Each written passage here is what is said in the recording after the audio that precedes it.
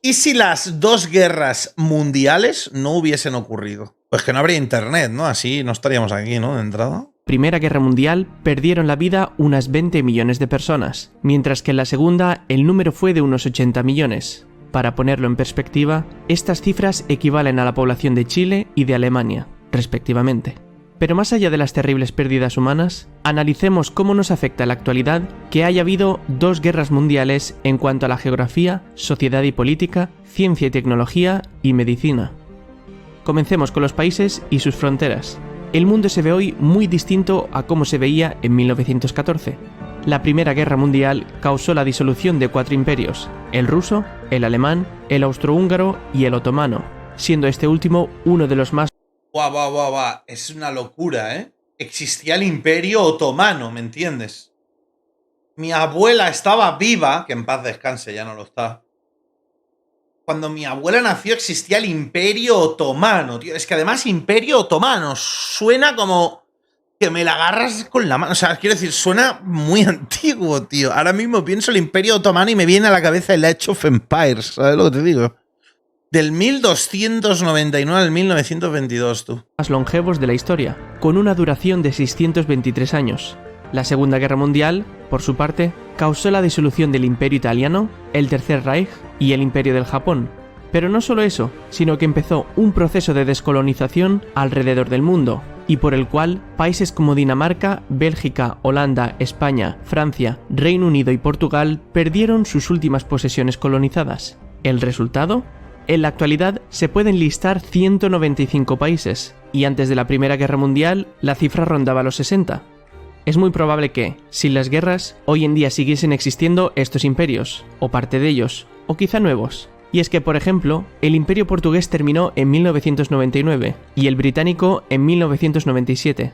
Así que sin las guerras, estos y el resto de imperios podrían haber alargado su duración fácilmente. Por no hablar de que, en la actualidad, países como Reino Unido, Francia, Estados Unidos o los Países Bajos siguen manteniendo posesiones de ultramar. Pasemos a las sociedades y a la política. Desde mediados del siglo XIX hasta 1914... Me parece muy fuerte que a día de hoy todavía hayan países teniendo posesiones así, tío. A día de hoy, con la sociedad que tenemos. O sea, no sé. Sobre todo Inglaterra, tío. Yo es que les tengo bastante odio, tío, a los de Inglaterra, pero merecido además, ¿no? Tienen el trozo este de Gibraltar, ¿sabes? Aquí por la puta cara. ¿Sabes? Colonias. Bueno, allí en Argentina también sabéis de lo que hablo, ¿no? Pero es como que no tiene mucho sentido, tío. No sé. Las Maldivas. Hostia, Itachi, te van a funar. Las Maldivas.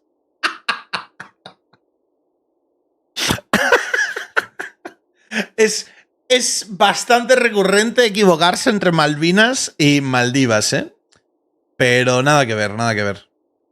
Alrededor de 60 millones de europeos abandonaron sus países con bajos salarios para dirigirse a las tierras ricas en recursos, como por ejemplo Estados Unidos, Canadá, Argentina o Australia, entre otros. Sin embargo, con la Primera Guerra Mundial y más tarde, con la Gran Depresión, la globalización colapsó. Los movimientos nacionalistas y el aislacionismo económico tomaron el mando en su lugar. Por ejemplo, Estados Unidos promulgó en 1921 una ley para restringir las grandes oleadas de inmigración provenientes de Europa del Este y del Sur, lo cual redujo a los inmigrantes Un 3%, gente. Un 3%. Cuidado, ¿eh? de 805.000 a 309.000 en tan solo un año. En 1924, con una nueva ley, se limitó aún más la inmigración y se inició también un sistema de visado, el cual sigue vigente en la actualidad. Por otra parte, la Primera Guerra Mundial tuvo un cambio significativo en el papel de la mujer. Hasta entonces, la mayor parte de las mujeres realizaba tareas domésticas, mientras que tan solo un pequeño porcentaje trabajaba, ya fuese en la industria. Es verdad, el típico panfleto ese de la Guerra Mundial, ¿esto era la primera o la segunda? Que salía un panfleto de una mujer así arremangada, con el puño así, ¿sabes? O sea, con el brazo así. ¿Eso fue la primera o la segunda? Fue la segunda. Pero sí, en la guerra, claro, se iban todos los hombres a la guerra, se quedaba como el país pseudo vacío, ¿no? Y obviamente ahí las mujeres tuvieron que carrilear el país, ¿sabes? Me explico. Porque en la Primera y Segunda Guerra Mundial todavía no habían... O sea, a día de hoy hay mujeres en el ejército, pero en la Primera y la Segunda no, ¿no? En la Segunda había alguna, quizá, puede ser. Las mujeres rusas, ya, pero Rusia es otro rollo. Rusia es... Siempre Rusia es otro rollo. Ya ni por hombres ni por mujeres, pero Rusia es Rusia, ¿sabes? O sea... Enfermeras en la Segunda había en Estados Unidos, 100%. Solo que hayáis visto Pearl Harbor, más o menos, veis un poquito... ¿Sabes? Estaba Mulan. Bueno... Industria textil o en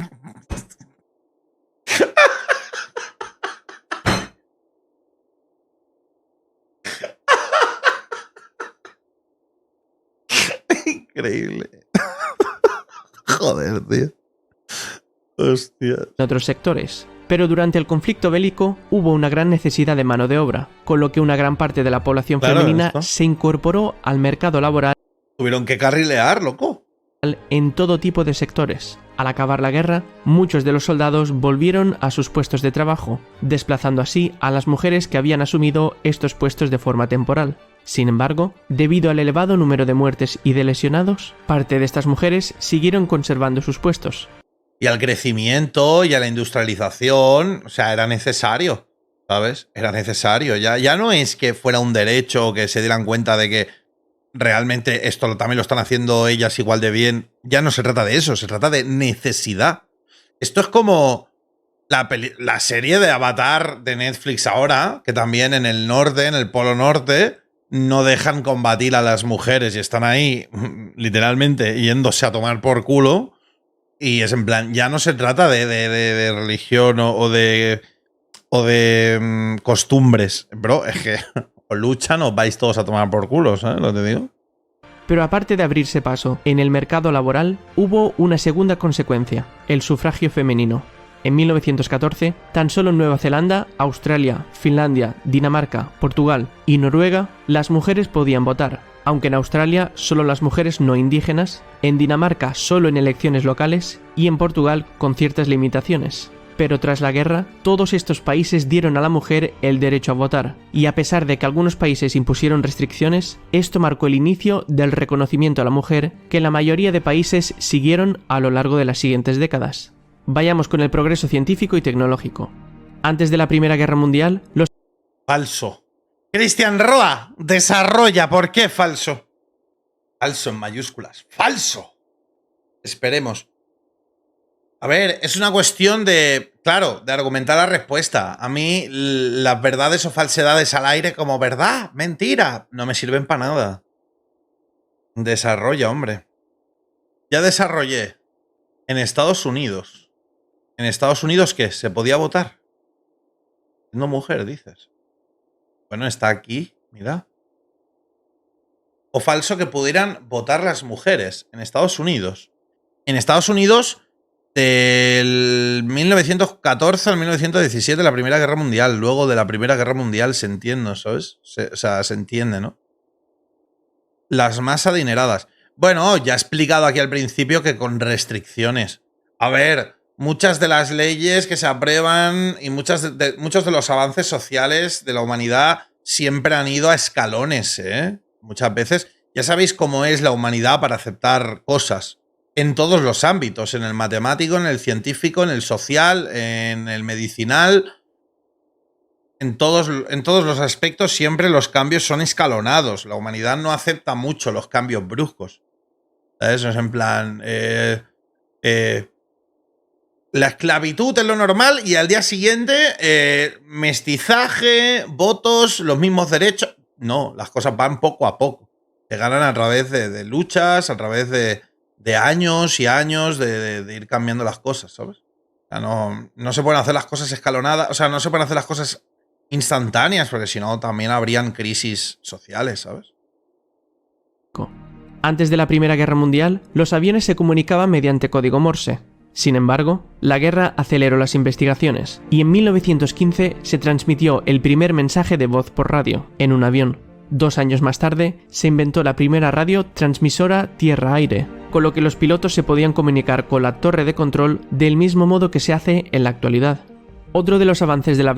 Guau, bro, ir en un avión de estos en el 1915, tío, no me jodas.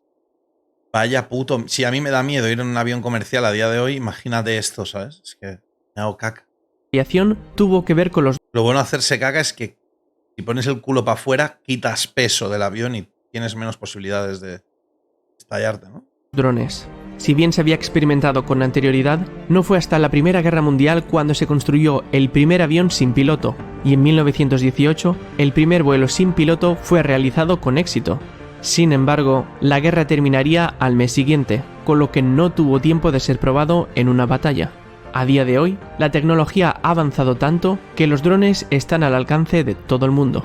El ENIAC fue el primer ordenador digital programable, electrónico y de uso general. Esta computadora se diseñó originalmente con fines militares durante la Segunda Guerra Mundial, pero no se completó hasta 1945, una vez ya había terminado la guerra. El gobierno de Estados Unidos puso el ENIAC a disposición del público a principios del 46. Ocupaba 140 metros cuadrados con 40 armarios de 2 metros de altura y tenía un precio de $400.000. En la década de los 70, la patente de la tecnología informática de ENIAC pasó a ser de dominio público, lo que levantó las restricciones para modificar estos diseños tecnológicos. El desarrollo continuado durante las décadas siguientes hizo que los ordenadores fuesen cada vez más pequeños, más potentes y más asequibles. No era que no sé quién súper famoso o una cosa que se decía mucho era que era imposible que un ordenador ocupara menos de no sé qué en su día. Decían que un ordenador no podía ser más pequeño que no sé qué, de grande. Gamers, gracias. Tú, yo viví esto, ¿eh? Yo viví esto, ya no, pero esto sí. Yo nací en el 87. Esto es en la década de los 90, no en el 90 exacto. Yo viví esto no, porque es Apple. Es un puto Mac, paso de los Mac, tío, no me gustan nada. Antes de la Segunda Guerra Mundial, los aerosoles eran muy aparatosos de llevar y de usar. Sin embargo, los estadounidenses financiaron investigaciones. Tú, parece el típico bicho de colonipenal esto, ¿eh? ¿Sí o no? Para que los soldados en el Océano Pacífico pudiesen llevar un spray pesticida contra los insectos portadores de malaria. Los resultados llegarían en el 43, una invención considerada como el primer aerosol moderno, los cuales son usados en miles de productos en la actualidad.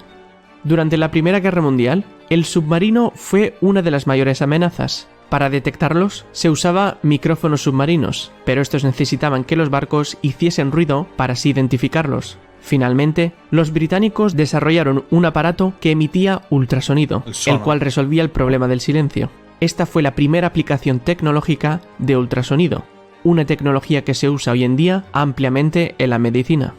El caucho sintético, como el que se usa en la actualidad para los neumáticos de los vehículos, se sintetizó por primera vez en 1935, pero no era tan bueno como el natural, y a pesar de que se mejoró en 1940, este material no estaba suficientemente desarrollado. Casi toda la producción mundial de caucho natural estaba en manos de los aliados. Sin embargo, cuando Japón invadió parte de Asia, tomó el control de estas plantaciones de caucho, con lo que Estados Unidos lanzó un plan para mejorar el caucho sintético, y en 1944 ya tenían 50 fábricas produciéndolo, con un volumen de producción que era el doble del volumen de producción del caucho natural. Durante la Segunda Guerra Mundial, Alemania tenía dificultades para obtener diversos alimentos, entre los que se encontraban los ingredientes necesarios para la producción de Coca-Cola. Así que los alemanes se decidieron a crear una nueva bebida con lo que tenían disponible por aquel entonces. El resultado, una nueva bebida a la que llamaron Fanta. Hostias, esto no lo sabía, ¿eh? Las compresas, o toallas femeninas, se inventaron en 1888, pero dicho invento no tuvo mucha aceptación y cayó en el olvido. Sin embargo, durante la Primera Guerra Mundial, las enfermeras observaron que la celulosa era mucho más eficaz para absorber la sangre de los soldados que las vendas de tela. Esto inspiró la primera compresa de celulosa Kotex, fabricada a partir de los excedentes de las vendas de guerra, y se empezó a vender en 1918. 3 años más tarde, empezaron a publicitarlo y se volvió un producto popular de higiene femenina. Otra área donde la humanidad ha obtenido beneficios por las guerras mundiales es en los avances médicos. La gripe española fue una pandemia que comenzó en plena guerra, en primavera de 1918, y terminó 2 años más tarde. Con origen en Estados Unidos, el movimiento de tropas estadounidenses propagó la gripe por toda Europa. Se estima que este virus mató entre 20 y 50 millones de personas, alrededor del 3% de la población mundial. Pero no todo son malas noticias. A partir de la década de 1920, muchos países crearon o reorganizaron sus ministerios de sanidad, establecieron mejores sistemas de vigilancia de enfermedades y adoptaron el concepto de medicina socializada. Por otra parte, en 1914, un doctor transfusión de sangre no directa, ya que hasta entonces se hacía directamente de persona a persona. Pero una vez iniciada la guerra, esta sirvió para impulsar el rápido desarrollo de nuevas técnicas de transfusión. Y lo más importante, se desarrollaron por primera vez bancos de sangre, algo que hoy en día seguimos usando. El padre de la cirugía plástica moderna fue un neozelandés, el cual, mientras luchaba en la Primera Guerra Mundial, vio cómo le quitaban un tumor facial a un paciente y se lo cubrían con piel de la mandíbula. Entusiasmado con esta técnica, convenció a sus superiores para abrir un hospital militar, donde desarrollarían diversas técnicas de cirugía plástica, con las que operarían a más de 5.000 soldados. Qué chungo, ¿eh? Cirugía plástica, con las que operarían a más de 5.000 soldados. Muchos de estos métodos aún se usan hoy en día. Un dato poco conocido de la Primera Guerra Mundial fue el desarrollo de la quimioterapia para el tratamiento de cáncer. El uso de gases venenosos como armas químicas, como por ejemplo el gas mostaza, demostró que las moléculas sintéticas mataban las células normales. Se tardó algún tiempo, pero finalmente se produjeron moléculas que podían matar más a células cancerosas que a las normales, beneficiando así a los pacientes con cáncer. Con la Segunda Guerra Mundial hubo avances adicionales en la quimioterapia por el uso durante la guerra de gas mostaza y de mostaza nitrogenada. La Segunda Guerra Mundial supuso también un avance muy significativo en el uso de los antibióticos. La penicilina, descubierta en 1928, era extremadamente difícil de producir. Para que os hagáis una idea, el primer paciente en ser tratado con penicilina, en 1941, murió al 5.º día, porque no tuvieron suficiente penicilina para seguir suministrándole. Pero la Segunda Guerra Mundial creó una gran presión en ser capaces de producir grandes cantidades de este antibiótico. Después de 3 años de investigación intensa, en 1944 se empezó a producir en masa penicilina.